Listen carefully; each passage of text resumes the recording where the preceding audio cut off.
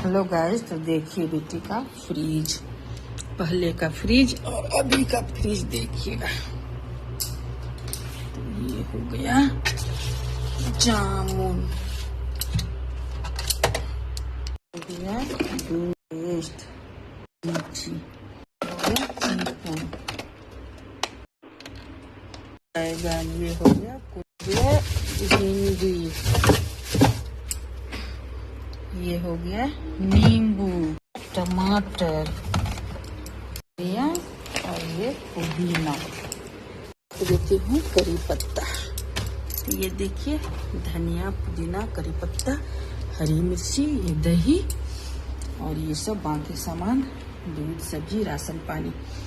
तो बेटी कहीं भी रहती है लड़की, तो देखिए सारा व्यवस्था उसको करना पड़ता है। और ये देखिए कितना अच्छा फ्रिज देख करके खुश हो।